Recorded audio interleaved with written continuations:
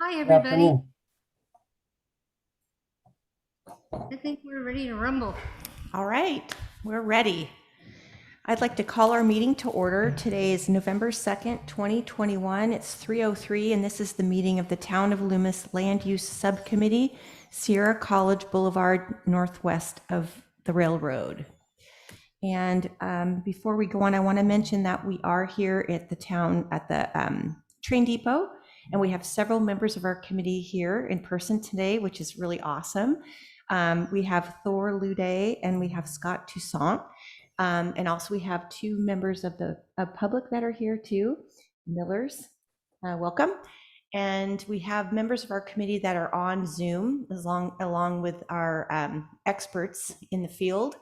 If you want to attend this meeting, it is via our agenda. And let's have our Pledge of Allegiance. I pledge allegiance to the flag of the United States of America and to the republic and one nation under God, indivisible, with liberty and justice for all.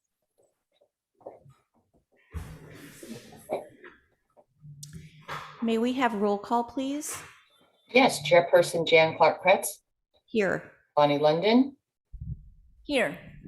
Ryan DeMartini, I do not see. Scott Toussaint. Here.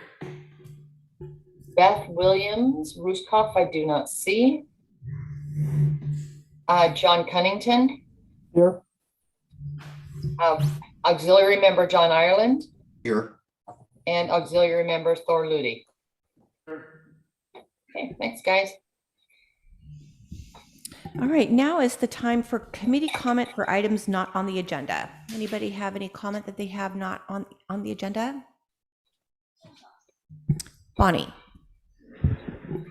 So tomorrow, the Loomis Library will be hosting an event with the consultant Michelle Reeves to do town talks. And this will be a new and improved with some interactive ways for the public to get engaged, to provide some input on housing design standards and guidelines. There will be a panel discussion and free hot chocolate. So it should be fun. It's outside at the library tomorrow, 5:30. Sounds great. Thanks, Bonnie. Anybody else? Carol, I just want to let you know that Beth Williams Ruskoff just showed up. Okay, Ruskoff. perfect, thanks. Thank you. Anybody in the public that have anything they want to discuss? Go ahead to the podium. Hello, my name is Ray Miller with over off of Bankhead Road. And just quickly, what I'd like to say is at the last committee meeting, I didn't get to attend, but we watched the committee. And in regards to the BEM property and Mike Fornay's project over there, it seemed it got to the point where there was a lot of confusion of what they wanted to do, what he might do, what the options are. And I was just hoping to suggest that maybe before the committee recommends, up with their decisions, that they could revisit the BEM property. I believe that there are some opportunities there for the town, to come up with something and work with the developer, whether it be, the industrial park, which we would love to see, my wife and I, we would love to see the industrial park for security around our place, and if not that, maybe today's conversation is about the BP park of trims, maybe moving some of that property across that BP designation across Sierra College Boulevard, and then some 2.3 residential behind it. But I think there's an opportunity right now for the town to make something out of that over there that would benefit everybody. And I would just love to see something, come together that everybody could live with over there. And I really believe that the developer that has it is willing to work with the town and would like to do something good. Okay. So. Thank you. And I wanted to tell you too that because this committee is going to be talking probably about that later, you'll also have another opportunity to bring that up. Okay. Thank you. Again, this is for items not on the agenda. Anybody have any other comments? Okay. Hearing and seeing none, now would be the time for a potential motion to accept our agenda. to accept the agenda. I'll second that. Okay, roll call, please. Who was it was that Scott that seconded it? Yes. Thank you. Okay, Jan Clark Kretz, Yes. Bonnie London, Yes. Scott Toussaint, Yes. Beth Williams Ruskoff, Yes. and John Cunnington. Yes. Thank you. All right, moving on to the consent agenda. Does there have any public comment or committee comment on our consent agenda?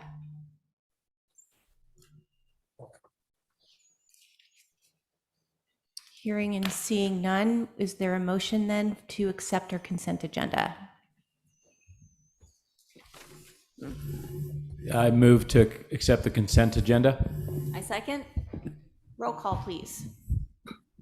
Yes, Jan Clark Kretz, Aye. Bonnie London, Yes. Scott Toussaint, Yes. Beth Williams Ruskoff, Yes. John Cunnington. Yes. Thank you. Thank you, everybody. Now we're just going to roll right over to the committee matters. Good evening, everybody, or good afternoon, and welcome. We are here to possibly conclude our Sierra College Boulevard Northwest of the Railroad right-of-way subcommittee today. So we have a couple of matters we're going to pick up where we left off. Last time we got through some land use designation change requests, and we will pick up from that point and go forward. So Mark Teague, take it away.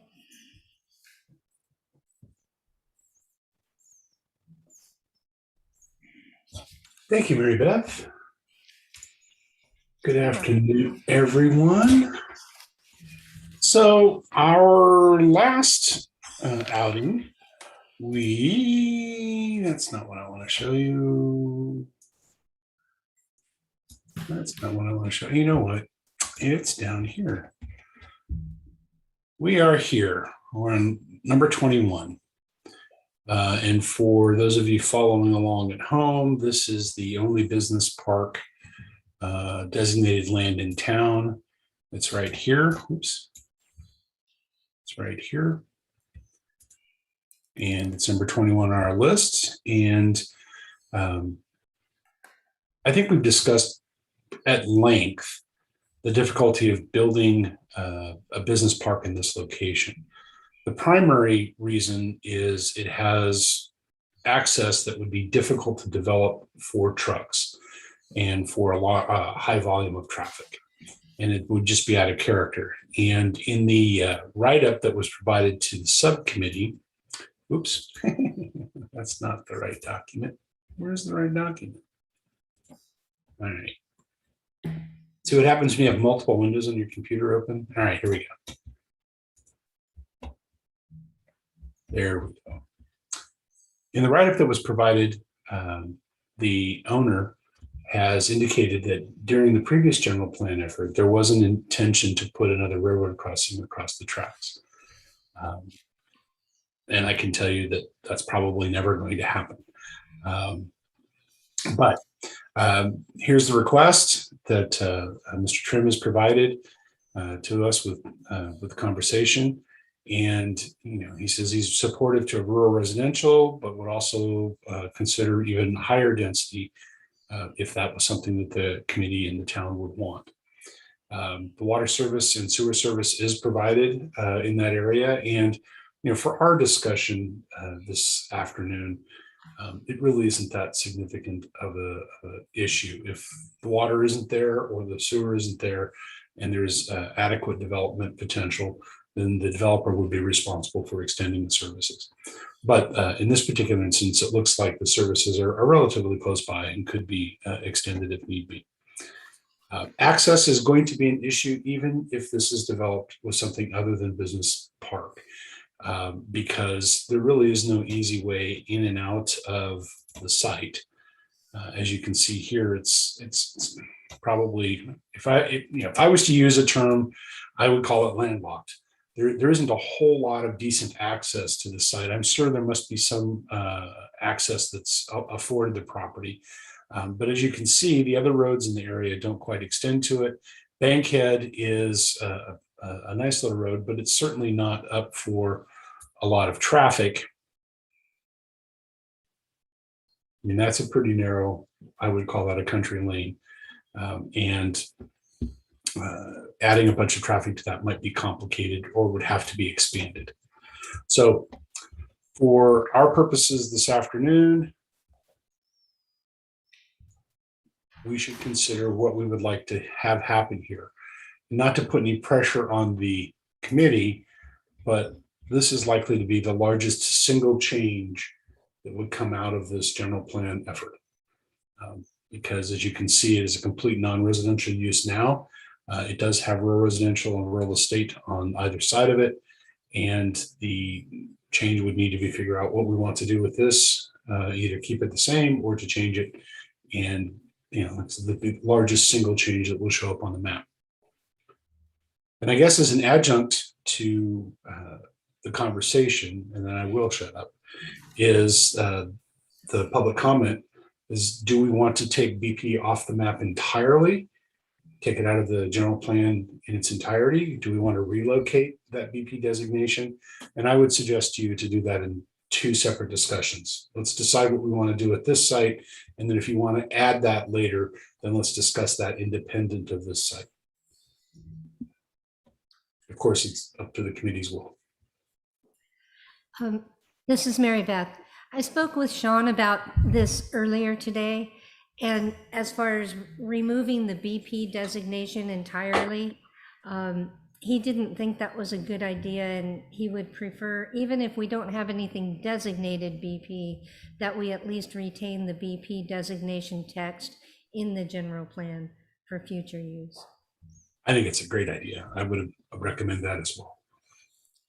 And then if I can just ask a question, Mark, not to you, sorry, but to Mary Beth, when you're talking about access to this property, can you please go into a little bit more detail for the committee in terms of the owner and what he has access to? Because I think you might have a little more information. Yeah, so Mark, if you could pull up the aerial map again, that shows the triangle current. Can you all see that? Yeah. So just to the left, there's that vacant parcel. Yeah, the left where your mouse is, yeah. That is one existing parcel, and Mr. Trim owns that parcel and has talked about having access from this site through his parcel to Bankhead. Although it's undeveloped now, I think, the future for him to control the destiny of that access, even if it's not business park related, because that creates a whole different traffic model. A residential application on this parcel would be served through the adjacent parcel to Bankhead. Thank you.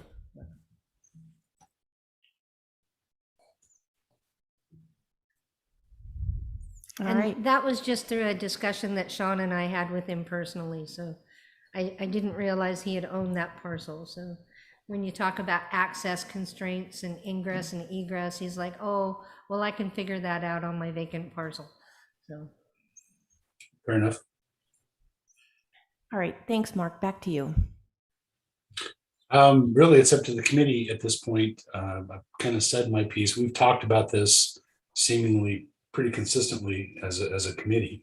And so the real question is, I guess the first question is, do we want to keep BP here or not, or do we want to change it to residential or some other land use? That would be the first decision. And then the second one would be, what do you want to change it to in terms of designation? Okay. John, you have your hand up? Yeah, thank you. Sucker Ravine runs through Mr. Trim's property, the one that was to the left of the BP that connects with Bankhead. And so even though he has that property, he's got two challenges, one being Bankhead being a rural, small road, and then two, crossing over Sucker Ravine, which is a 200-year floodplain.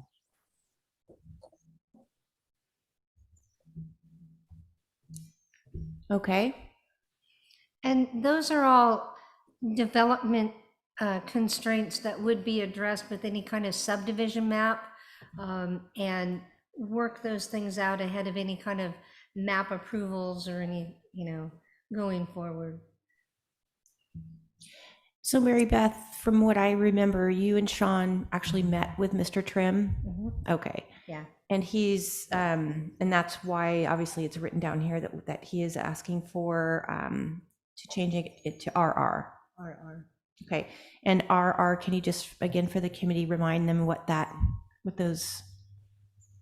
Yeah, the RR is, so what he has adjacent to him is RR and RE. The RE parcels would be 2.3 acres minimum parcel size, and the RR is a 40,000 square foot minimum lot size. So a little higher density in the RR versus the RE.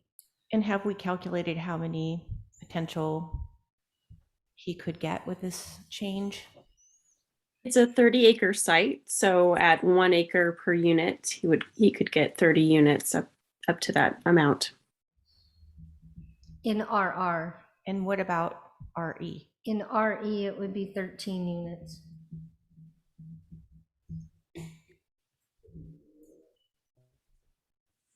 And then if you went higher to a residential lower density, like an RS20, you could get 60 units. That's 1 unit per 20,000 square feet. And under the BP designation, there's 0 housing, only a caretaker unit could be provided. And under SB9, it cannot be split any further for the BP designation. Okay, committee, I'd love to hear some feedback on this.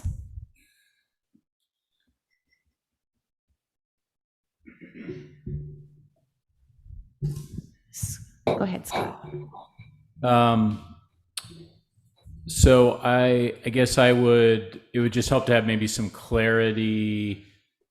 Maybe this is just a dumb question everyone else understands already, but what's the rationale? I understand it's probably not going to ever get an at-grade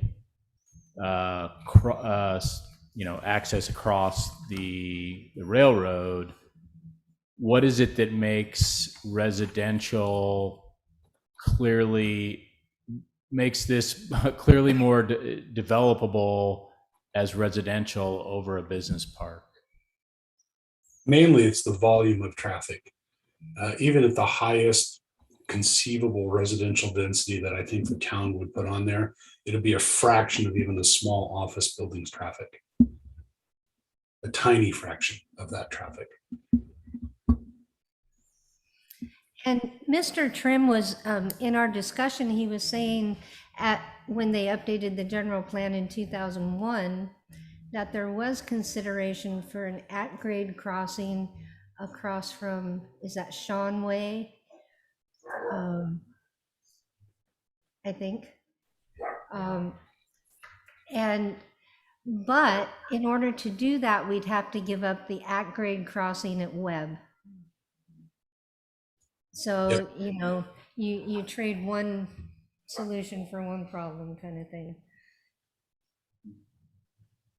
Whether or not, 20 years ago, the railroad would still honor that kind of request, because at this point, they're like, no more at-grade crossings.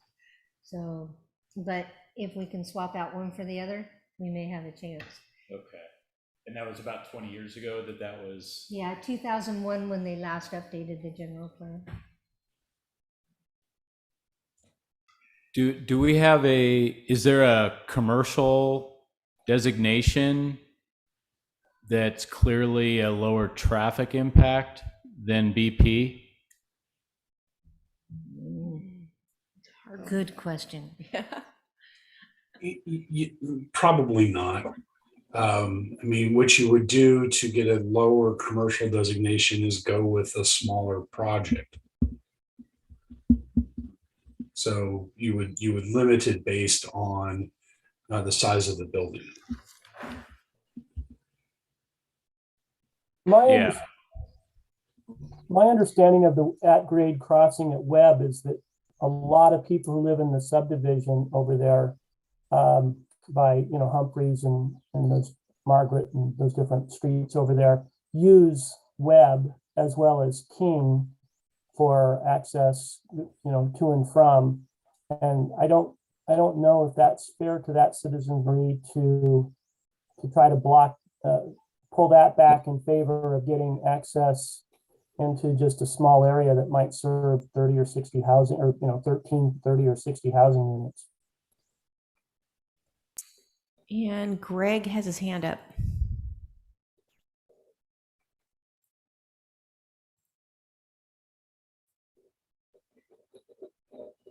Okay, I think I'm unmuted. Can you hear me now? Yes, sir. Yes. I think one thing that I don't think anybody's mentioned yet, I think no matter what you do, is that you're going to need 2 access points to that property. And I going to Webb might be one, and through the Bankhead, not really in favor of that, but whatever you do, just keep in mind, I think there needs to be 2 access points. Thank you.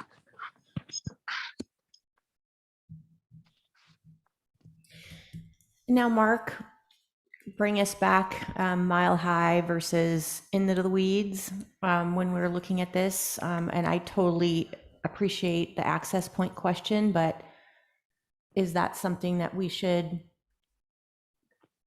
put into our decision points?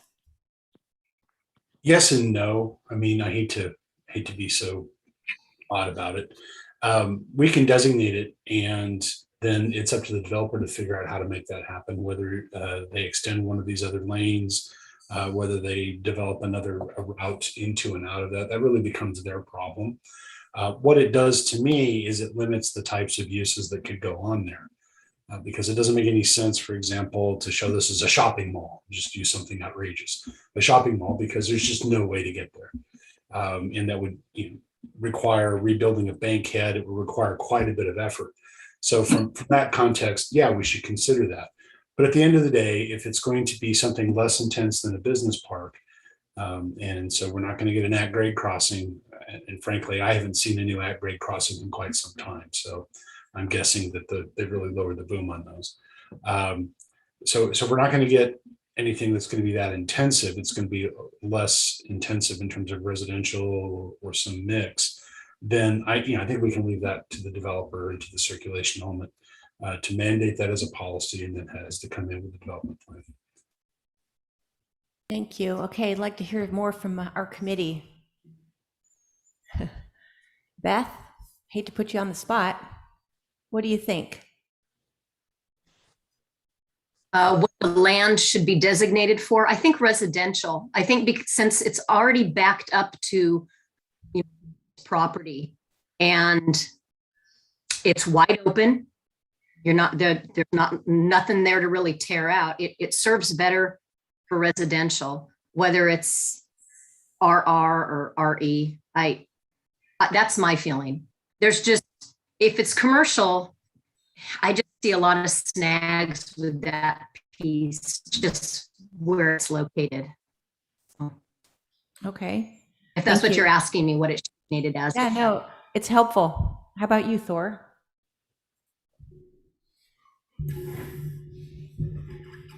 At one time, there was some discussion about should that be turned into park property during our initial meetings.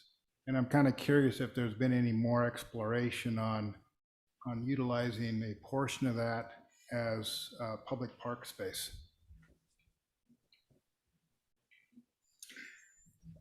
Well, I'm wondering what the owner would think of that, as his own property. And I feel like kind of if there's a development that would come forward that Parks and Rec is it's 5 acres per 1,000 people. For 1,000.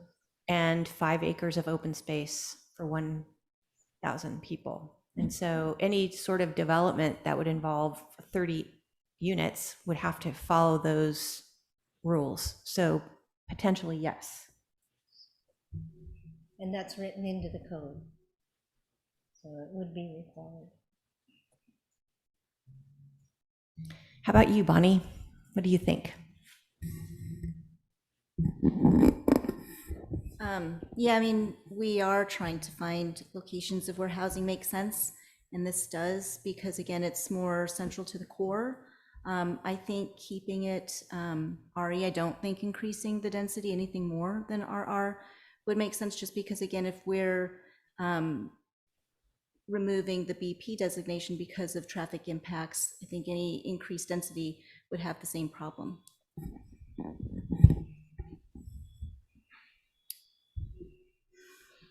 Okay, so from the committee, it sounds like most people are leaning toward, oh, go ahead. Did you have something else to say?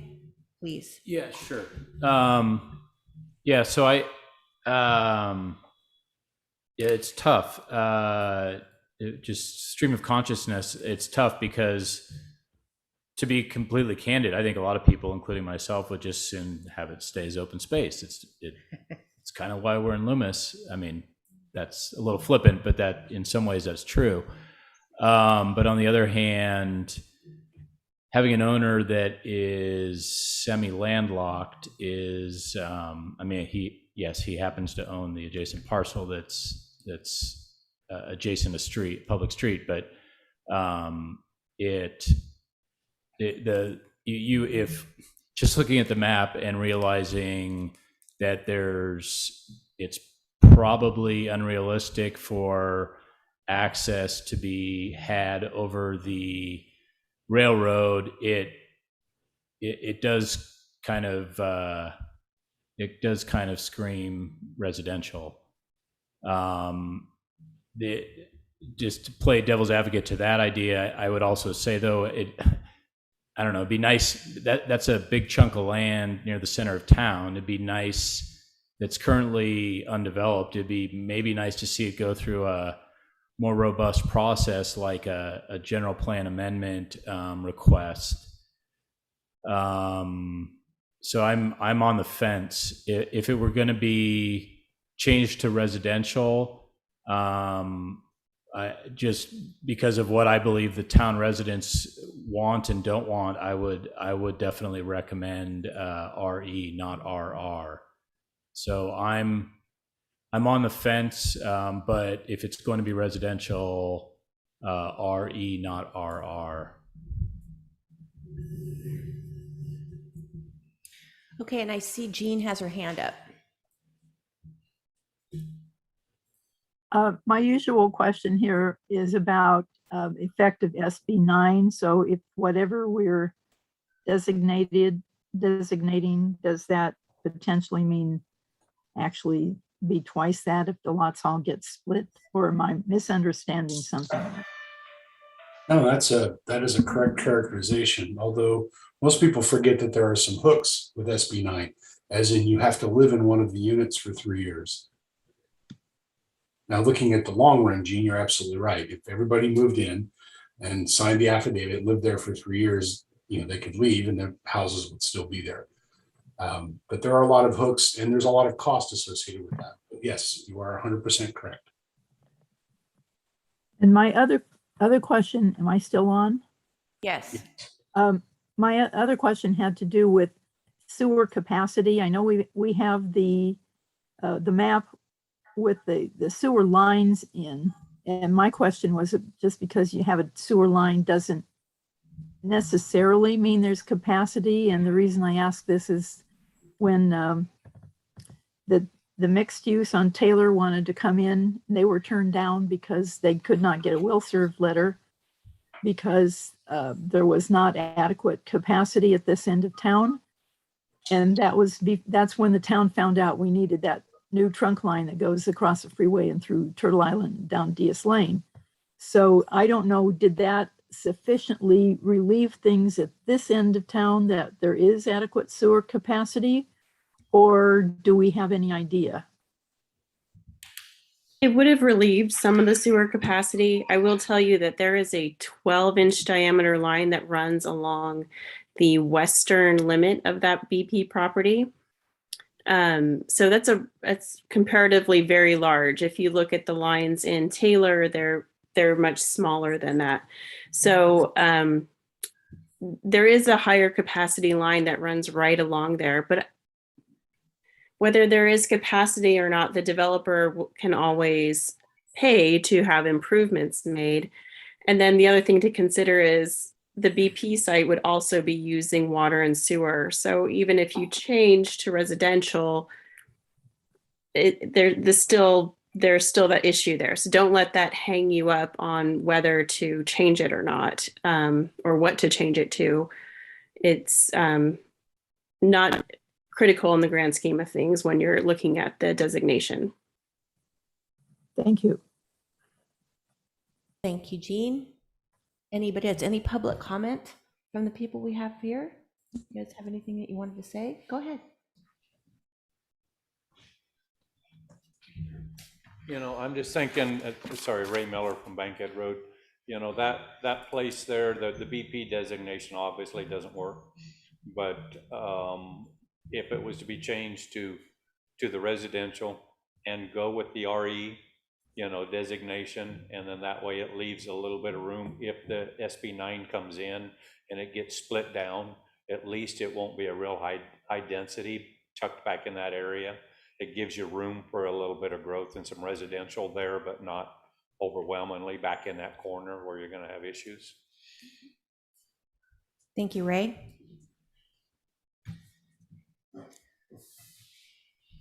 Okay, so I think personally, I feel residential makes a lot of sense there. However, based on some of the comments that I've heard, I feel like the request is kind of not very specific. And so I feel like, yes, as a committee, we can certainly make a decision of, honoring the residential, but the owner sounds like he doesn't really, he sounds like he wants RR, but also would like higher density. So kind of not sure. And I feel like if the owner had a real development that he put forth, then it would go through all the proper, general plan amendment rules and might follow a different path. And so, I mean, for us on our purview here, our committee has a choice of leaving it as is or moving it to RR, and then we would need to decide, obviously, or RR or RE. And so I just kind of at this point want to find out from the committee, are we as a group wanting to try to change this to residential? Let's decide that right now, I think.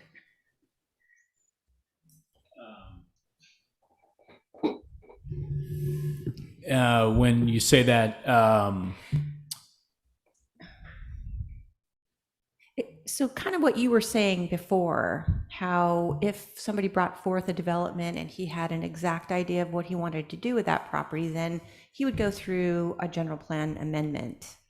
And so I feel like if we as a group decide, yes, we think it's, and I think the majority of us sounded, based on what I've heard, like the idea of residential, but are we as a committee ready to decide exactly what that means?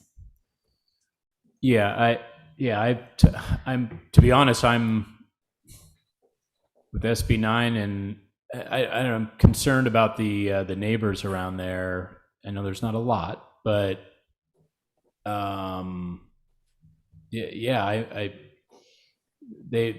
I guess technically they're having an opportunity to be heard by virtue of this committee and this process, but I would imagine they probably aren't aware of it.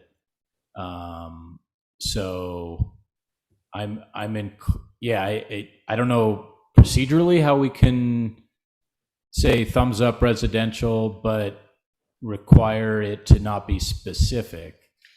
Well, I guess what I'm saying is we can leave it as it is with maybe a recommendation of down the road, we think it might be a good idea for residential. And I don't know if that's possible, Mark, but the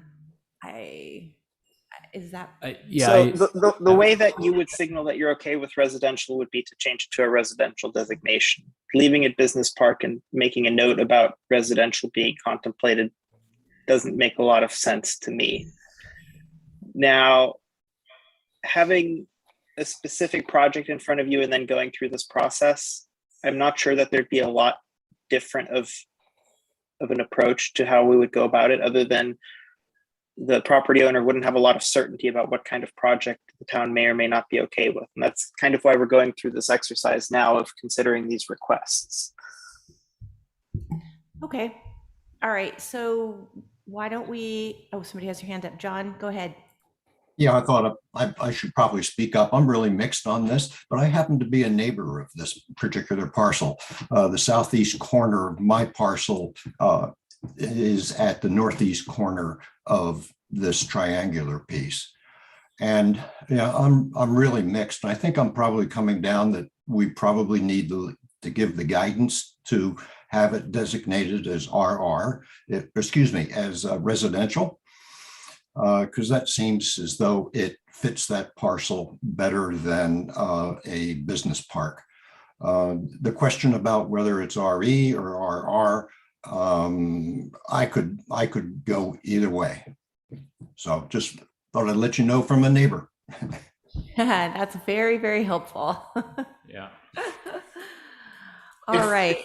If it please the chair, and I know that what we've tried to do is go through this as just as a land use designation, but staff did do a little pre-work on the policies that are also in your packet, and I wonder if that would help the discussion or hinder the discussion at this point if this was changed to residential.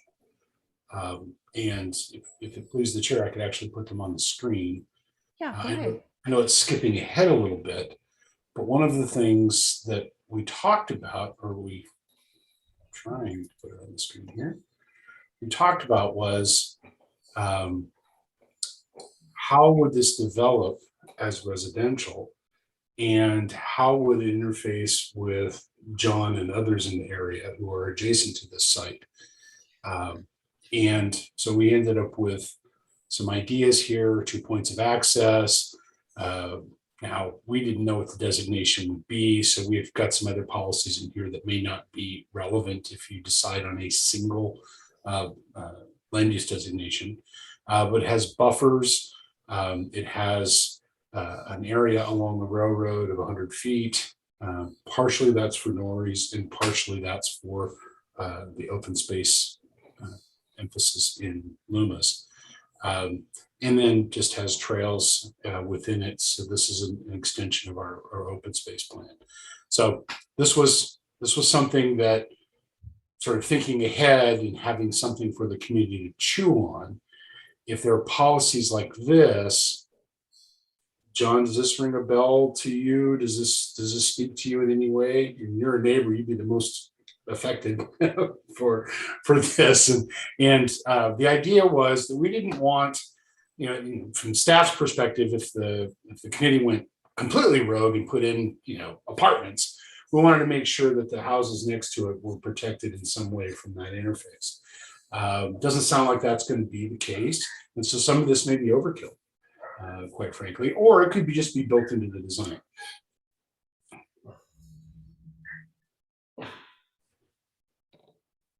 Yeah, I take a look at that. Then if this was to go with the, was it RS20, then probably a statement like number 4 would be something that I would be interested in to help protect my particular way of life, if you would. But if it comes in as being a rural estate, then that's probably an overkill. And probably it might even be an overkill if it was an RR. Fair enough. I just wasn't certain if the conversion to residential is a change, and you have to fit these pieces into the puzzle of the town and have some ability to understand that there are people there and that needs to be taken care of. So that's where we approach this. So Mark, but is this policy proposal for RR?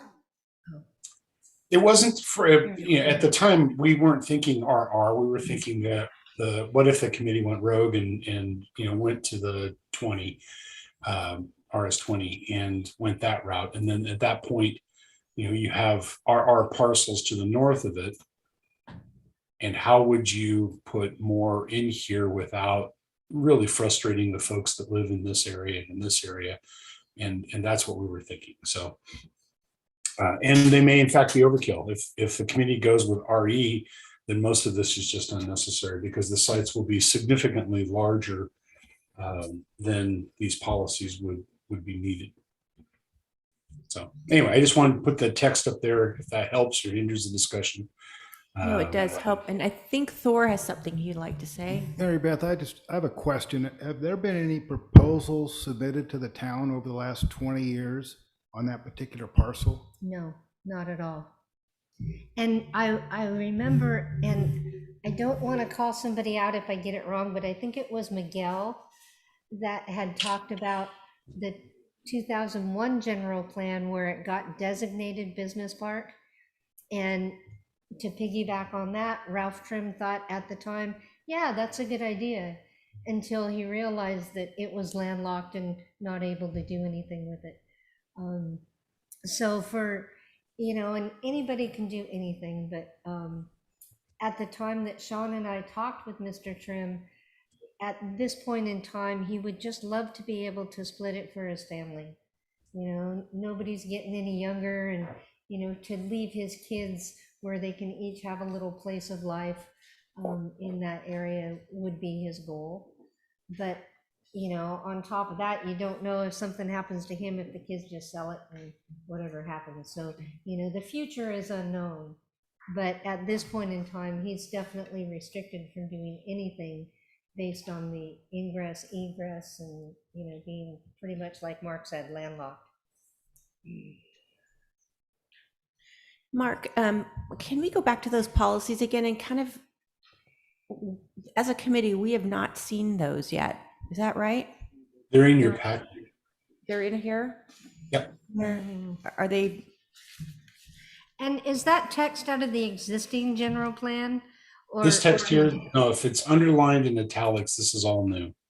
So, and what the reason it's here is this: policies if changing, because we weren't certain what the committee wanted to do. We have policies up here if you leave it the same, and these are out of your general plan. So, and Mark read this to the committee, I think about 3 to 4 months ago, real quickly, but just noting if it changed to residential, then here was an option. So the committee's seen this previously. okay. A couple, for the committee, let's go back up to the 30,000 foot level. And I think the first question is, does business park make any sense in that location in the town of Loomis? And if it doesn't make sense, then the two adjacent uses are RE, RR. It probably should go to one of those designations. I guess as your staff, I would recommend you go to the larger designation because there's a railroad there and it gives you greater potential to buffer those parcels and the number of people impacted by the railroad at that location.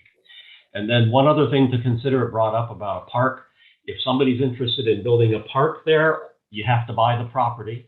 So my recommendation is you go to the city or the town council, make a request that within the capital improvement program, funds be allocated to buy a park and build and operate a park, and then let the council make that decision. But to designate that as open space or parkland now would require the town then to purchase that property because you have then committed the town to doing that. So I would say if you're interested in a park, go to the council, get the council to consider that under the CIP.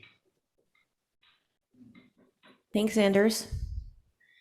Okay, committee. So next step is, do we make the change to residential, and do we then do RE or RR? Is anybody in disagreement of changing it at this time? We have a hand. Oh, is there somebody? I didn't see a hand. Oh, Greg.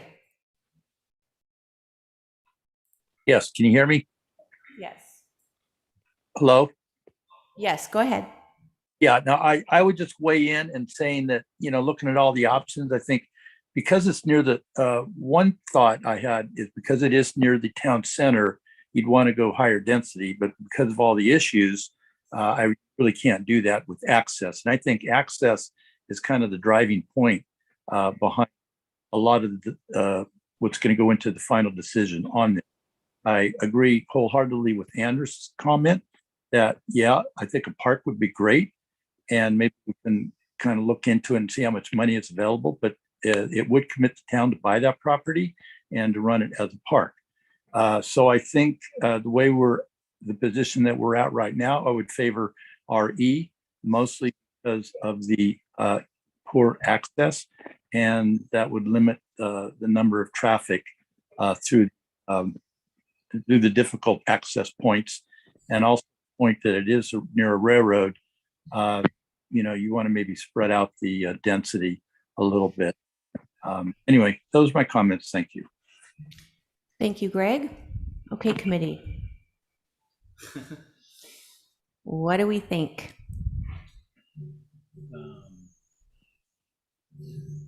Well, we do need to select a designation.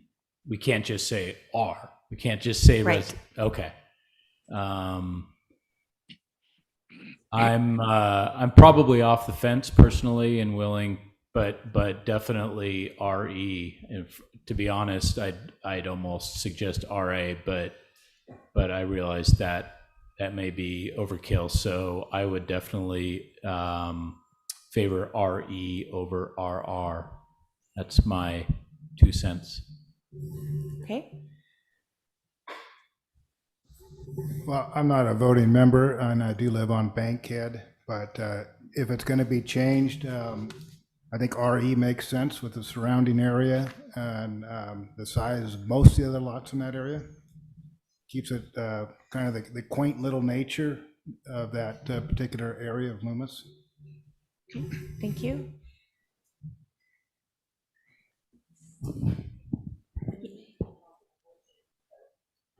Yeah, I would agree, especially just because it sounds from the public, from our consultants, from our committee members, and even from the owner, that seems more in line with the goals of the owner and the adjacent areas. So yeah, I mean, I would be ready to make a motion. Okay, so I move to propose that we redesignate this as RE. I'll second it. Was that you, John? It was. Okay, thanks. Can we have roll call, please? Yeah, let me write this down. Okay. Jan Clark Kretz, Yes. Bonnie Linden, Yes. Scott Toussaint, Yes. Beth Williams Ruskoff, Yes. and that's everybody. Thanks, guys. Okay, moving along, we have the last of the requests within the subcommittee's purview, and that's number 22. I'll scroll up to the text. This is number 22. The request here says that all adjacent properties have higher densities. They've lost a number of cells. They want to change lot lines to split more than once. They can't make a reasonable split.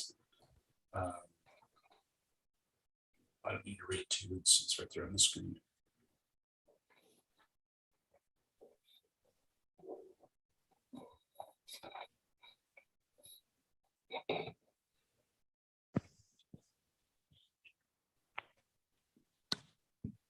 And so this is the map here.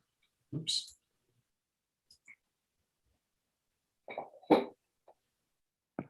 And honestly, I don't quite understand some of the text in that in the property owner's request, because it's pretty clearly within the RA. It isn't like there's a great deal of higher density land around it. But maybe they're referring to the RE that's adjacent to the one side, but He's wanting to change it to RE. right. Correct. And reason being, he's got the large parcel, 11 acres, and then at the very bottom of it, there's a little triangle portion that's 0.6 acres that he can't do anything with. So with a different and so at 11 acres in the RA zone, he could only do a two-way split, 4.6 and 4.6. What he's trying to accomplish is an additional parcel, which he could get out of the RE within that 11 acres and combine the 11 acres and the 0.6 acres and make 3 buildable parcels in the RE zone. And it is financial, trying to split and sell off 2 parcels or just 1 parcel for him doesn't make financial sense. The original request for a designation change on this parcel came from a member of the public. So it was through the process of sending property owners specific certified letters that this came forward. The area to the left of him, between there and Sierra College Boulevard, is also considered a floodplain, unbuildable. So there's no access that could come off Sierra College. Everything would have to come from like Saunders Lane into his existing home, which is at the top of that parcel, and then come down the side to get access to the lower portions of that parcel.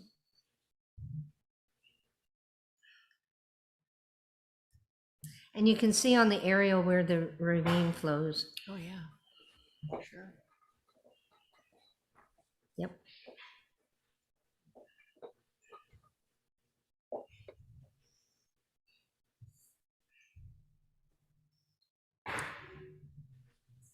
It's 11 acres, you said? Yeah, 11.6 in total. There's 2 parcels there.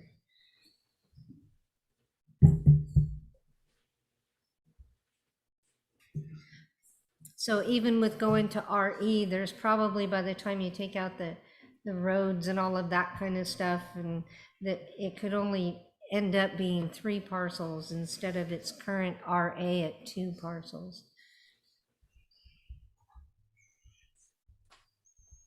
So what is the staff's recommendation on this? From my perspective, RE makes perfect sense.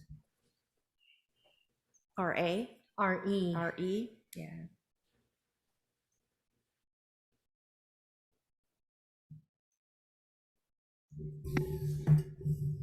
I think just my rule of thumb would apply here, which is, barring a extraneous circumstance or an unusual circumstance, which the BP that we just discussed would qualify under that heading. Barring that, and given that I obviously would love to let any owner do anything they want with their property, if all else being equal, I just don't believe town residents want increased density, and I don't see, particularly with the availability of a lot line adjustment, although that doesn't even seem to be a necessity here to have 2 parcels, but I just don't see, I guess this is beyond the point, but I'm not even sure why you couldn't split the 11-acre parcel into 2, and you've got your grandfathered 0.6 acres. So that's beside the point. I mean, if that doesn't add up for some reason, that wouldn't change the underlying point that I don't feel that it's appropriate to increase the density. And I'm sorry for the owner that wants to do that, but I feel that's what the residents of the town would prefer. Thank you. We have a hand up, Mary Beth.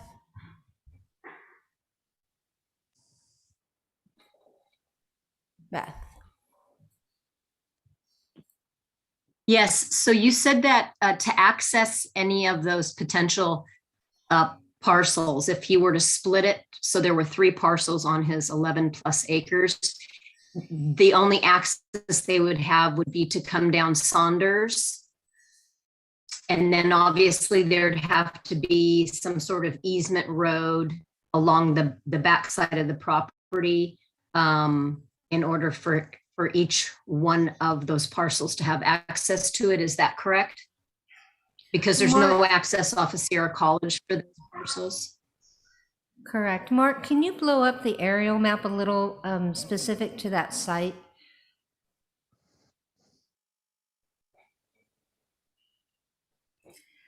So you can see at the end. Here's Saunders. Yeah, there's Saunders. So as you get there's an existing non-access off of Sierra College here at the bottom. That gets them into that lower section. And then that road goes all the way up through his parcel back up to Saunders. So you can see by this aerial, there were some, nursery type vegetation rows, some kind of nursery type activity going on out there. His home is up at the Saunders Avenue. So there's on the right side of this parcel is already an access existing that then comes down and connects to this more defined access trail that goes out to the fields. Okay. But there would be no access off of Sierra College. Okay.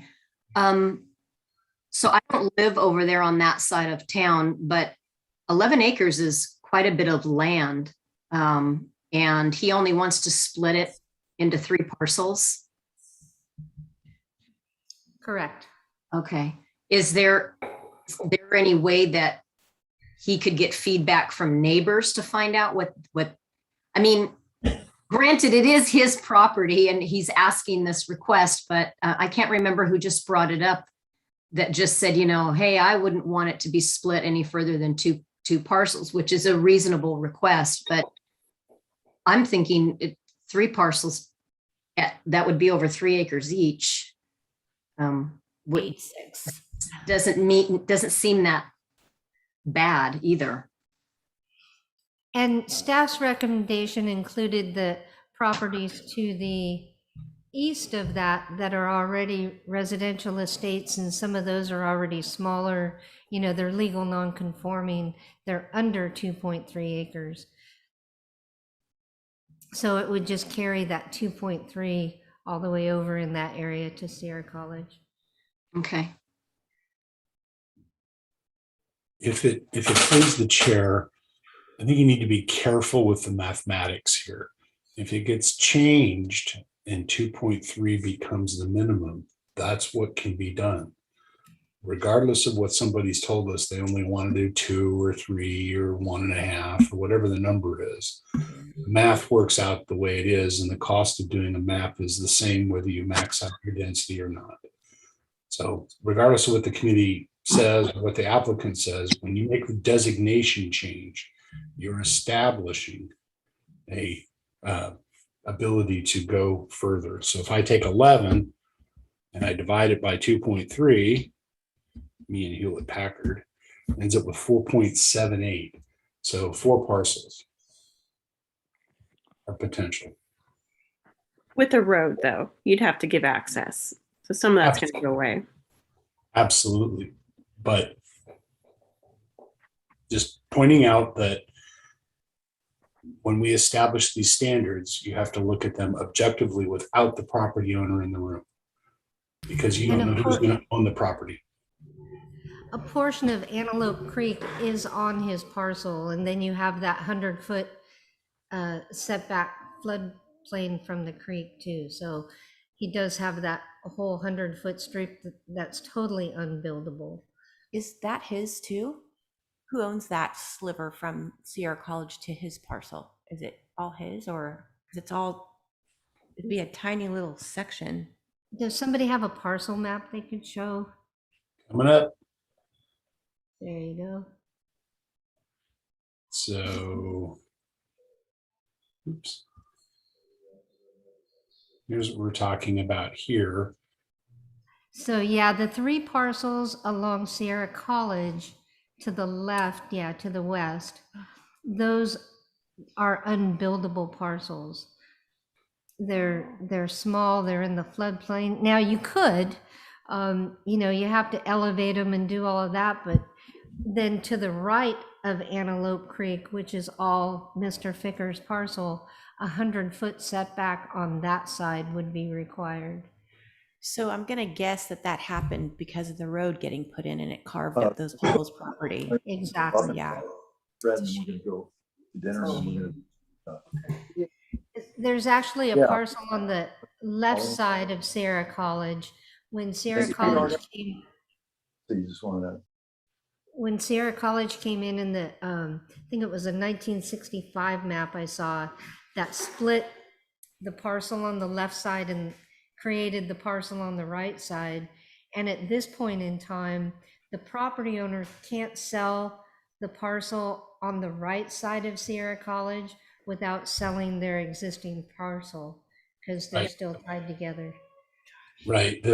According to the subdivision map act, a road does not divide property. Correct. Thor, did you have some? Yeah, So I what just Mary wanted- Beth is saying is that's one parcel. Right. Yes. That's right.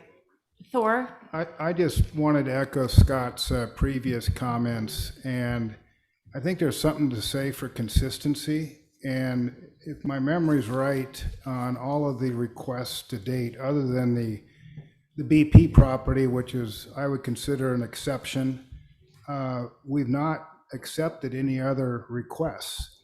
And I'm sometimes all about consistency. Appreciate that.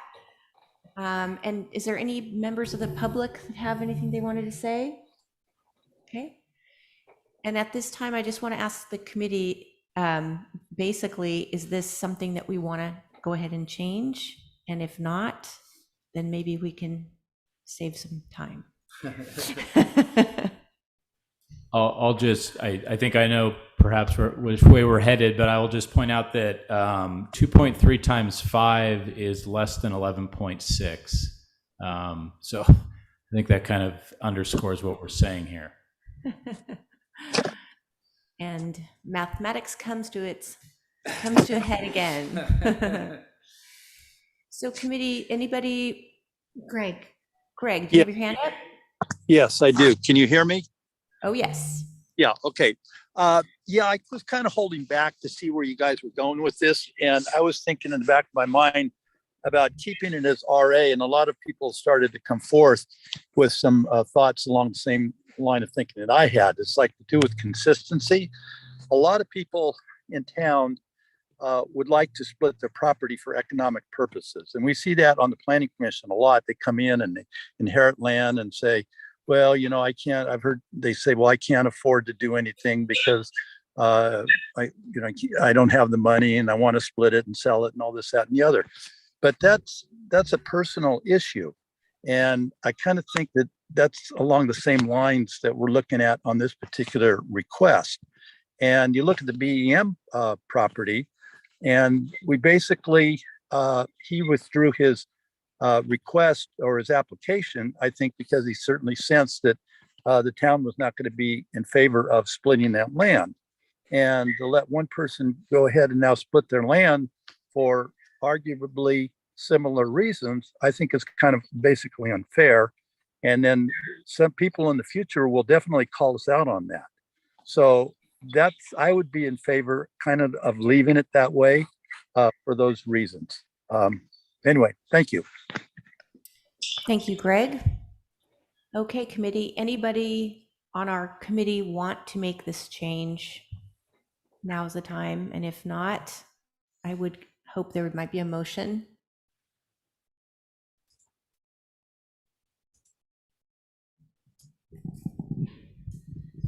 So I move that we deny this request and keep the land designation as is to RA.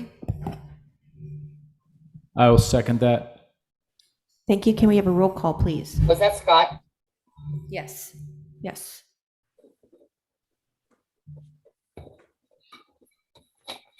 Okay. Jan Clark Kretz, Yes. Bonnie Linden, Yes. Scott Toussaint, Yes. Beth Williams Ruskoff, Yes. John Cunnington.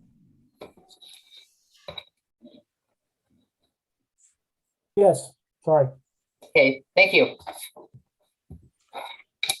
Okay, Chair, I only have two other remaining questions for the committee. So the first one is, and we asked all of the other committees, and that other question is, we have to come up with 2.2 acres of high density land. And is there anywhere within our purview of this committee that we would like to put 2.2 acres of high density land? And is there a chance you might be able to put up the vacant parcel map for us so we can see that? For you, Chair, anything. Ooh, maybe. Let's see, that's non-conforming. Where's my vacant land map? Oh, maybe not. Maybe I lied. I bet Christie has one. Oh, well, that's where I get them from. Here you go. There you go. Here you go. And I'll see if I can't get that a little larger for everyone's. Oh, let's do this. Stupid. Sometimes I'm not all that bright. There you go. Does that help? Can you see that? If not, I can fiddle with it some more. A little bigger, please. All right. Well, that means I have to fiddle with it. There you go. That's great. Okay. So these parcels are all vacant. Based on the discussion of this committee previously, I would suggest to you that there's no chance of anything out in here. But it's entirely up to the committee. And we don't need to belabor the point. The Taylor Road Committee, the Business Corridor Committee, gave us a short list of several properties that would be just outside of our purview on the other side. So anyway, give that some thought while we're going through the very last item on here, and that has to deal with Sean's suggestion that even though we've removed BP from the map, we probably want to keep it for the general plan in case the town wants to do this, wants to put this designation on other property in the future or wants somebody there. So these policies here are specific to the site that we've just removed from the map or recommended to be removed from the map. So we don't really even need to consider ourselves here. Maybe a couple of these at the very bottom might be worthwhile, although these would be kept, these would come up in other areas of the general plan. You probably wouldn't need to be specific to BP. But up here, this is basically a definition. And the question is this something that the committee would be okay leaving in the general plan, even though we don't have a designation on the map? Think of this as a pickle fork, or for those of you that work with your hands, a 13 millimeter socket. You don't need it until you need it, and that's the only thing that will work. So we often will put in a designation or two that doesn't necessarily show up on the map, but is there in case the town or the agency wants to use it later. There's no requirement. You can always add it, because if you think about it, when you are adding the land use designation to the map, you can also add the definition of it.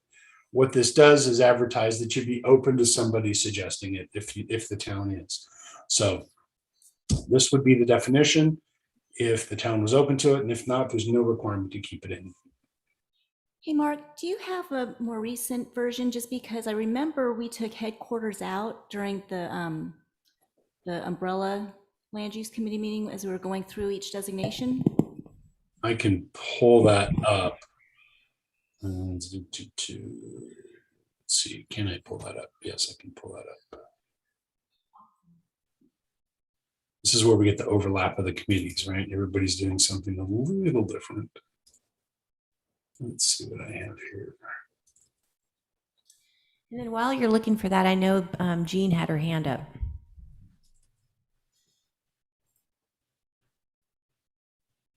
I think we probably have moved on. I was on the housing thing. I was wondering if there's any space at the bottom of Sierra College Boulevard on the Sierra for housing or some other use, maybe there isn't any space there. I just wondered, that's all. Okay. John Ireland, you also had your hand raised during the end of that discussion. Did you have something to add? I did. Mark jumped over to the business park, and I was still residing in the low density housing area. And I was curious as to what is happening with the parcel that is designated number 6 with a circle around it, right there. Yep. Seems to me that might be a site if nothing has happened there. I know there was an approved map or at one point. That's the Grove, isn't it? Yes. And it's under development right now. It is? Okay. Haven't dropped And it. it does have a park. Okay. Bonnie, this is what I came up with.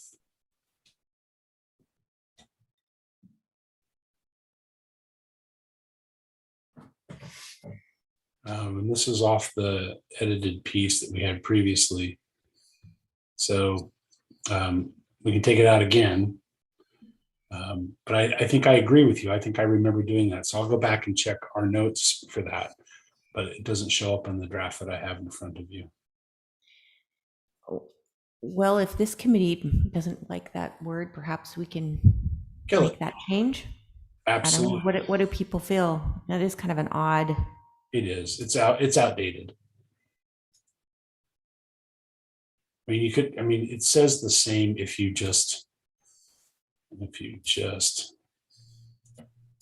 do this.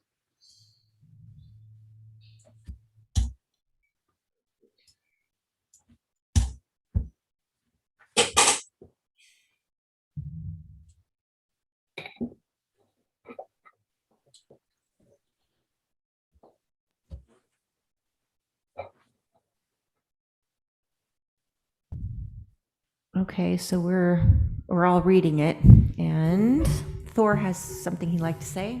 Well, I'm not certain what it's saying. It just seems very vague. Maybe Mark, could you maybe provide a couple examples of, I guess, uses or businesses that might fit into that definition? Yeah, it's an odd thing. So an office park would fit into that definition, where you would have 3 or 4 story office parks that would employ, hundreds of people necessarily. You could also have a type of use where there's a office park and they may have a small, and I emphasize the word small, warehouse or workspace in that area, so that it would be, developing technology or along those lines. I mean, honestly, it's one of those things where if you just have an office designation, it probably works just as well. This was an attempt to keep the BP campus-like thing that's in your current general plan and pull it forward. But if it's no longer relevant, this would be a lot of the things that you see on the Douglas Boulevard, right? Where you have maybe an insurance office or a medical office, like a medical insurance processing office. It's a nondescript cube with some landscaping and parking around it. And then you put enough of those together and you can have some trails and some open space to make them look interesting and certainly be amenable to the folks working there. But I'm not entirely certain, based on what the committees have spoken about in Loomis for the last several months, that this even fits. This sounds like a Rockland use to me. I personally, I agree with that. That was probably the death knell when I said it sounded like a Rockland use.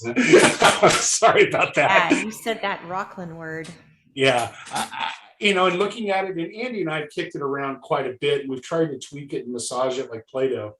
And honestly, I just don't know that it fits in your town. I don't, unless there was going to be something large that would come to you as a specific plan, and then this is kind of moot because they'll make up their own definition, and the town will have to consider that.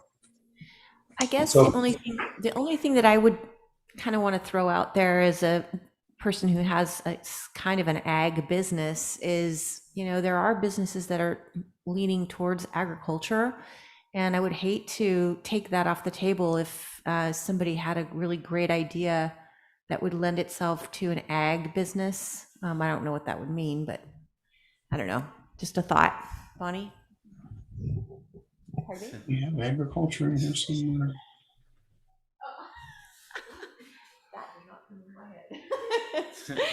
Okay. That's actually a pretty good idea, Chair. Do we want to put an agribusiness designation together? Maybe we talk about that at the umbrella committee. Because we don't have it in here now. I mean, we do have this one here for office and professional. This is what I was getting at. Now, this office and professional designation does allow residential uses, and the BP does not. So, that may be one key distinction, but I don't know that that's enough to warrant having an entire designation in there. But it's up to the committee, of course. Okay, committee. Is there public comment on whether or not we keep this BP designation? Is there any comment on the committee? Bonnie? So Mary Beth, though, Sean recommended that we keep it in. Just the text, just for future use, so it doesn't have to be recreated, to give people a sense of what we envision a business park to be. So it sounds like Sean wants to have it in. I want to remind the committee that we do not have, if the actual recommendation for our BP gets changed to residential, there is no other BP parcels in our town. Just want to remind everybody of that. Well, maybe we if it's doable, change the business park designation to agribusiness park, and if mechanically it should stay as business park, we could just have the text reflect agribusiness park. I like that idea. It fits Loomis. I kind of like the idea of getting rid of it, but if we're going to keep it as Sean prefers, maybe we recast it. And the only thing I would add to that is I would definitely recommend excluding cannabis from that. Yeah, there is an That's ordinance. correct. Yeah. Okay. But It still could be processing or sales or something. Right. So Yeah, I like that. Anybody else? So Mark, does anybody disagree with that?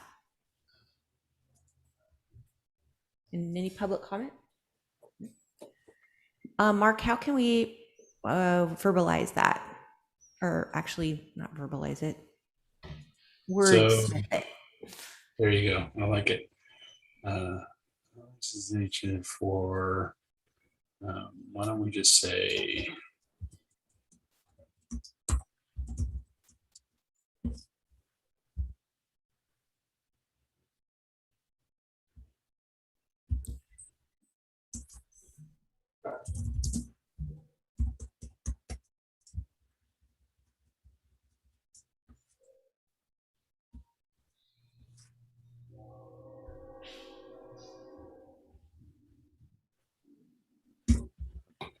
the only reason that I'm not jumping at the idea of not putting or saying no cannabis here is you have an ordinance to that effect already, right? Correct. And if you put it here, it's the only use that you have in your entire general plan. If you're fine with that, that's great, but this isn't where it goes. We put it elsewhere.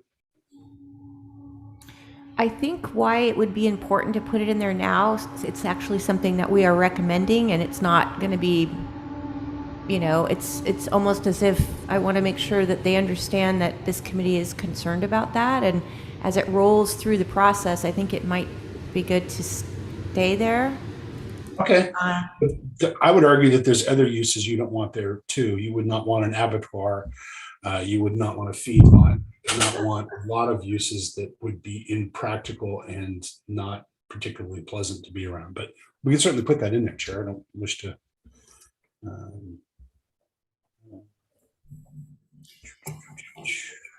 Go ahead. Yeah. Yeah, I personally like to err on the side of including it. I just, I'm not sure I can capture exactly why I think it should be included, and I appreciate that it's prohibited growth, but I think the ordinance may only exclude growth, so it wouldn't encompass processing, sales, any of that. And you know, honestly, there are. I could imagine something that would be I could probably envision almost any agricultural use, business use that at least potentially we could consider in the town. But personally, I think excluding cannabis. Maybe I'm expressing my own bias, but I think that's probably something the town would support, is excluding it. Sure. I don't have any grief with it. It's just it's in the definition. And I don't typically like to put regulations in definitions, but I understand the thought, and we can go here, and then we can, the full umbrella committee or the planning commissioner or council can move it wherever they think it needs. But at least as the chair points out, the intent of the committee is replicated. So, Mark, let's make it excluding instead of accept. And then Thor has something he has to say, he wants to say. Well, my question is more along the lines of, I'm not certain that this has legal standing. It would seem to me that the ordinance needs to be revisited to include things like this, rather than putting it into a definition of a business park. Yes. Mm-hmm. Gene, you have your hands up? That'd be an action item. We would do that as an action item. Yeah, it's Gene. I think we need to leave that. If the ordinance needs to be reviewed, then that's the place to do it, and not end up with two different places that we're trying to regulate it. I think it belongs in the ordinance.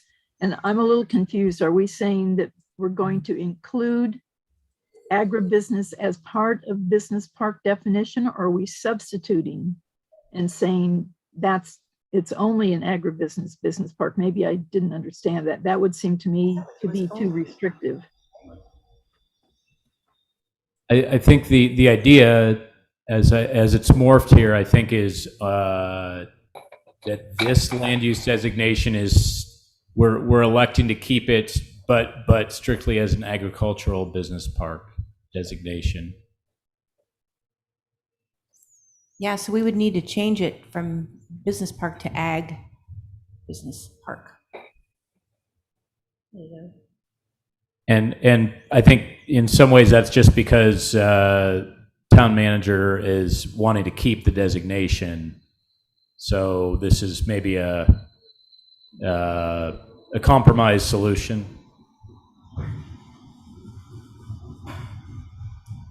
Yes, because as Mark said, a business park doesn't really seem to fit our town. And anybody have any comment that's on our committee? Are we gonna? I think we're agreeing maybe to take out the cannabis exclusion, perhaps with a note to that we specifically excluded it because we would like the town to consider expanding the ordinance.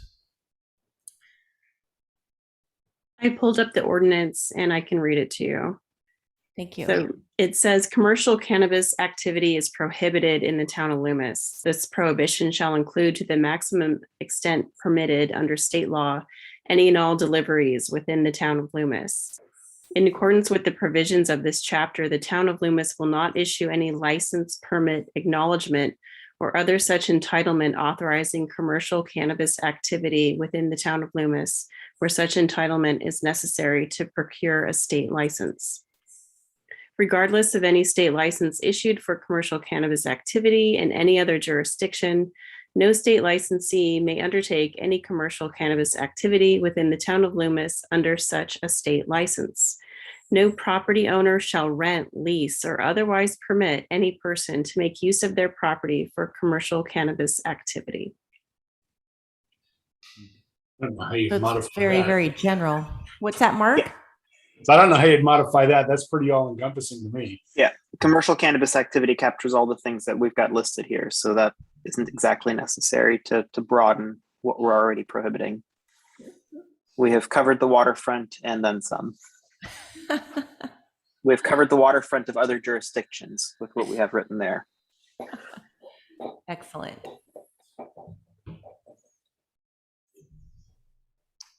Okay, so I guess Mark, back to your word smithing up there. Do we want to? Well, we should. I guess what I'm thinking our committee wants to do is to make sure that when we roll this up, that they understand our thought processes when it comes to that, just so that you don't have to kind of go down this road again. Is there a way you could just leave that in the column to the right? We can do that. Like we just leave it here and then we can explain it to the larger land use committee. Okay. And Is that okay, Scott? Oh, yeah. Okay.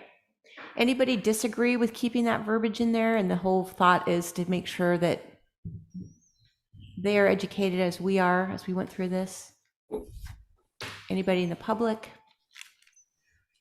Okay. So are we, just for clarity, is this the way it looks right now, the way it's going to appear?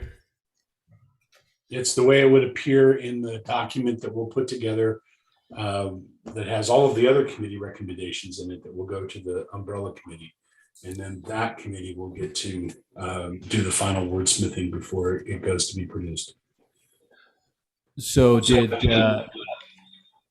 I thought we were just saying that the ordinance was sufficiently all encompassing, that we didn't need this language. Andreas, a little guidance, sir. I'm sorry, the audio was breaking up. Can I get the question one more time? Yeah, I thought we were saying that the ordinance is sufficiently all encompassing, that we don't need to reference cannabis here. Correct. I don't think we need to reference the cannabis here specifically. I think if we do, we get into the issue that Mark was trying to point out earlier, that if we specifically mention it here, then maybe we'd want to mention it in other land uses as well. The couple comments or observations is there's words in the definition that really are not defined. So I'm wondering if you really want to put in substantial setbacks or just leave it setbacks. Eliminate extensive in front of landscaping. The point is you want landscaping. And the final thing is the last sentence, is that just warehouses and fulfillment centers, or is it really meant to be no buildings greater than a certain square footage, whether it's 40,000 or 50,000? So I'm not certain what the last sentence was really trying to get at. Excellent. I think the purpose of that was to prohibit a 500,000 square foot warehouse being put in a business park. These are tiny buildings, but I'm sorry, Christy, do you have the zoning reference for allowable uses within the business park? I know that really steers away from general plan text and all of that, but I think that helps bridge the gap of what can be done in that BP designation. Sure, I will pull that up. Hang on a minute. Thank you.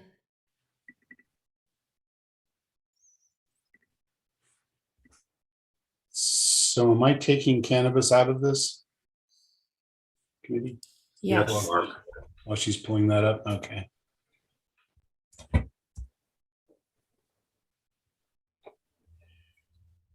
Because I believe there's only a handful of things that you can do in that business park designation, and it, you know, like laboratories, medical, I don't recall. So we would need to go through all those and change it.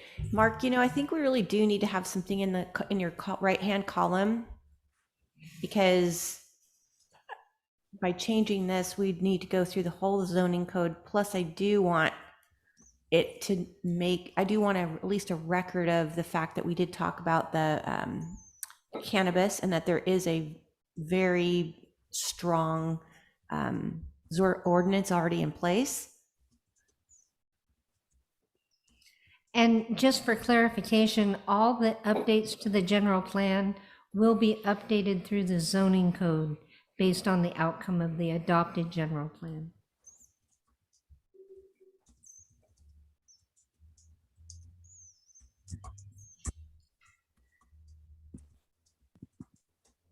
Sorry, I'm having issues. It's not connecting. Oh, dang. That's okay. No worries. Oh, maybe I got it. Nope, I don't. It's okay.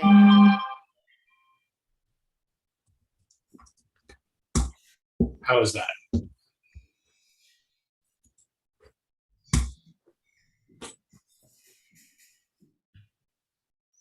Well captured. What was that? I didn't hear whoever that was. Neither. It was Okay. John. I said, I think he did a good job capturing that. Okay, John likes it. Okay, good. Is there any public comment? Well, do we want to talk about this last sentence here? Yes. We can talk, I mean, if you want a larger barn structure or warehouse structure for moving around fruits or wines, those sorts of things that would be traditional with an agribusiness. I get a little nervous about this because I know what agribusiness looks like in the Central Valley, and you don't want any of that in Loomis. It's massive, on the order of a fulfillment center in terms of size. So if what we're thinking is more boutique-y, ag focused on local type of thing, I don't know that this gets you there. Thor, any suggestions? Well, my take is I don't know how you can have it 40 or 50,000 square feet. I mean, I think I agree. you have to pick a number. And again, my question is, it's specific right now just to warehouses and fulfillment centers. And I believe the intent probably was buildings in excess of a certain square footage. Certainly go there. That would cover everything then, wouldn't it?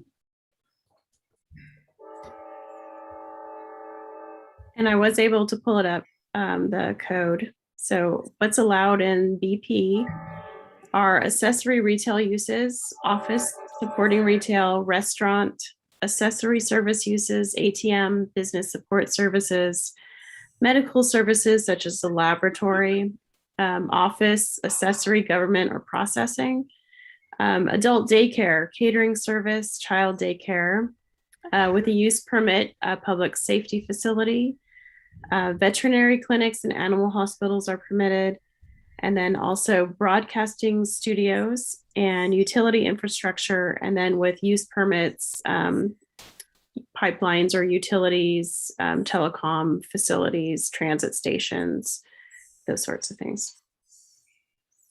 Thank you, Christy.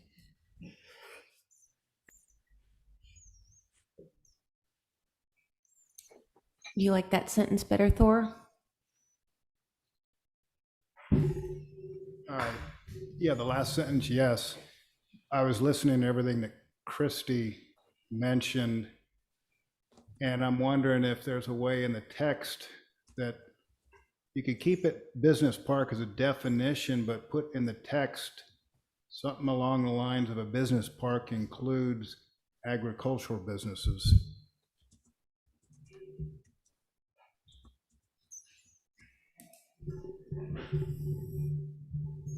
I think actually, Thor, the idea was that we didn't like business park except agribusiness park.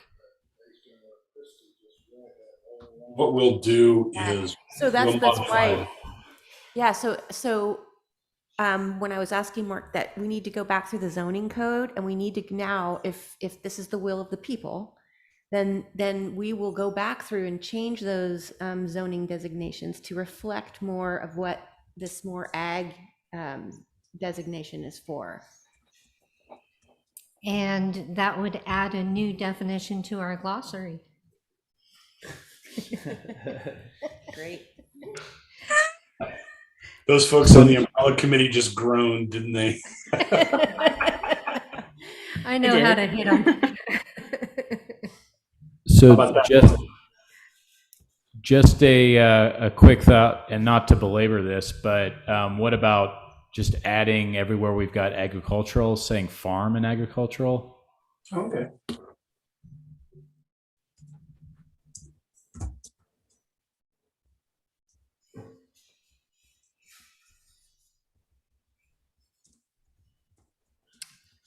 All right, committee, everybody okay with this? Any other comment on it? Public comment? Okay. And now, Mark, do we need to go back to do we need to go back and look at the areas for the high density? Yes. Okay. And then we can decide what Mark, we're doing. I think you had one other reference to agricultural, just FYI, that you didn't include farm. Uh-oh, I messed up. I'm a lawyer. That's the kind of thing that would hang somebody up 3 years from now. Yeah, let's see. Protect the ladies intended for farm and agricultural business. Action item. I was getting there. He's a speed reader. All right. Cool beans. Thank you for that. Is that 4? That was, thank you. That was Scott. Hey, thanks, Scott. You got okay. it. Here's our map. And is there any place on here? And if not, it's entirely fine. But we've asked all of the committees to this point. And because when we sit in front of the umbrella committee, they have to figure out where the 2.2 acres, and it doesn't need to be a single parcel. It just needs to be over a half acre. Yeah, okay. Over a half acre in size. There seems to be Go ahead. there seems to be a pretty good sized box, so to speak, on top of Wine Way, right off of Saunders there. And it looks like it's adjacent to the RE with, a lot of smaller parcels. I kind of wondered about that piece.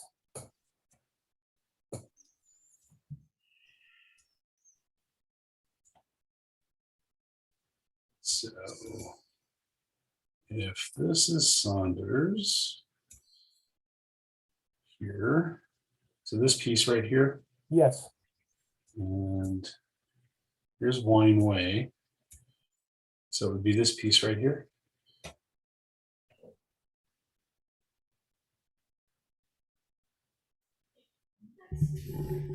Oh, that's the piece that just got. They're in the process of developing it. Is that Paris's property again? It's like No? a 10-acre parcel. Oh, Like 8 or 10 acres, it looks to me like. okay. No, I guess That's not there pretty then.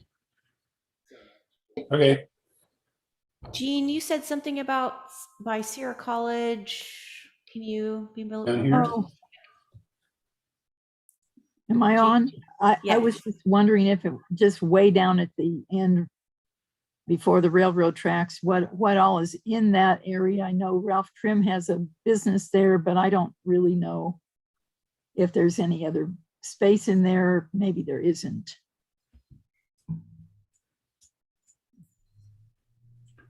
So down in here, Gene.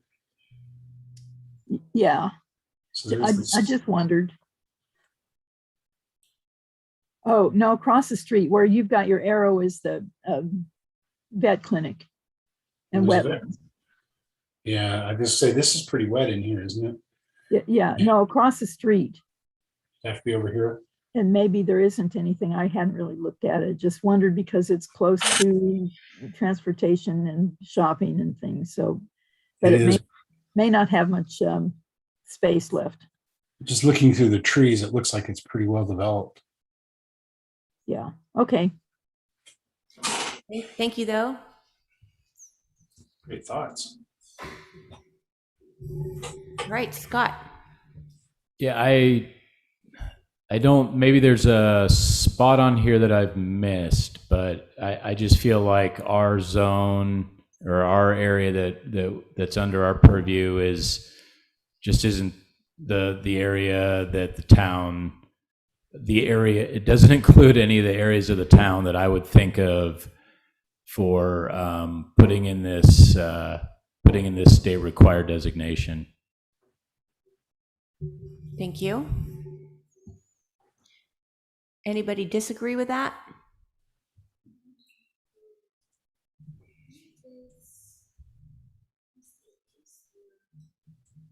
Bonnie's looking at, there's off of Webb in the corner there by the GC. See that gray right there? What is that? It's too funny. There's a tiny little spot. If you make that bigger, looks like there might be a. That's what I'm looking for. There's Oak. Where's Webb? Why won't it give me my road names? There's Horseshoe Bar. That's King. So this ugly mugs on Webb. Yeah. Oh, that's where. Webb's the one crossing the railroad track. That's the railroad. Yeah. Sorry. Yeah. I think she was thinking it, just where that repair shop is, but it's right on Taylor Road. Yeah. Never mind. Okay.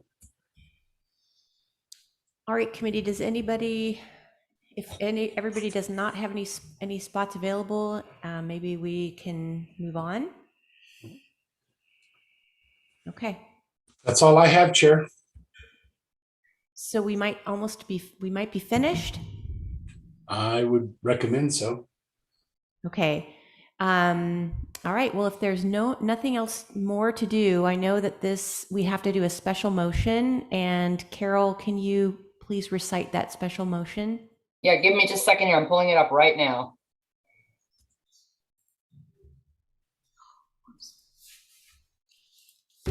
Okay, let me see what I got here. So what I have is a motion to forward the land use subcommittee, Sierra College Northwest Railroad right-of-way subcommittee's recommendation for goals, objectives, policies, and implementation programs to the umbrella land use element committee for incorporation into the land use chapter of the general plan as discussed this evening. This committee recognizes that this completes our task at this time and that we have an opportunity to participate in the review by the umbrella land use committee, the planning commission, and the town council of the draft 2020-2040 general plan update. Thank you, Carol. Before we do that, I think we have a member of the public. Did you want to have a public comment? I actually just had a question after. Go ahead. Hi, I'm Joe Ryan. I live on Bankhead. At the beginning of this meeting, Jan said after Ray spoke that we were going to revisit the Green Business Park. I was just curious if that was on calendar for that or if there's any other information. What I meant was the area that he was talking about, that specific area is our purview. So anything is viable to be talked about. So if you have a question. Sure. I just have a comment. I live at the end of Bankhead Road, although I will not be directly backing up to the Green Business Park. I've had a lot of chance to think about it because I'm planning on living there with my wife long term. And the reality is, I think it would be foolish to think that area is not going to be developed. It is prime land right on Sierra College, stone's throw away from the freeway. So I think at this point, we kind of just need to look at what's the lesser of the evils and what would make the community I don't know, kind of go on board. I think that we're fortunate right now, even though I think he kind of went about it the wrong way in the beginning. We have a developer that's willing to work with the town. I don't think that's something that can be guaranteed if his plans were to be completely abandoned, or if he were to not have an opportunity to present maybe a revised plan. I was just in my in-laws earlier, and I drove past the new Nugget Market, which is really nice looking, great sandwiches. But behind that were hundreds, if not thousands, of apartments. And my concern is if we completely discourage this developer from working with community members to come up with some kind of agreement that would work out for all parties, I think that we might get left with a developer who doesn't care about the town's input, and they can build whatever they want. And that's a fear that I have, because if we turn that into some high density, massive apartment complex, that's going to further the congestion on Sierra College. It's going to go against what the community is hoping for with these meetings. And overall, that's just kind of my take on things as a resident that lives nearby. Thank you. Thank you. Thank you. Appreciate that. Okay, so Carol mentioned a very lengthy motion. I so move. Was that Bonnie you made that motion? Yeah, Bonnie. Okay. I'll second that. All right, roll call, please. Just confirming, was that Scott? Yes. Okay, thank you. Okay, Jan Clark Kretz, Yes. Bonnie London. Yes. Scott Toussaint, Yes. Beth Williams Ruskoff, Yes. and John Cunnington. Yes. Great. Thank you, everybody. But before we adjourn, I just want to thank everybody, members of our committee that have worked really hard on this. I appreciate every single second that you've spent, and appreciate the public input that we've had. This is a town that we love so much, and it's obvious with the amount of people that have come forward, and we appreciate that. And thank you to all of our experts. Again, couldn't have done this without you, obviously, and I know that it might have felt like times were taking long, but we want to be thorough. This is a general plan that is 20 years old, and we have to be thorough. Unfortunately, it wasn't maintained over the last 20 years that great, and hopefully going forward, we're going to make sure that things are buttoned up and tight, and this is the start of that process. And thank you very much for all your hard work. And with that said, I'm going to ask Christy, is there a definition for adjournment? That's a joke. At the next meeting, we'll go over that. No, we're done with the A's. We're past the A's. Anyway, with that said, I'd like to adjourn this meeting at 4:50. Thank you, everybody. Thank you all. Thank you. Bye, everybody. Thank you.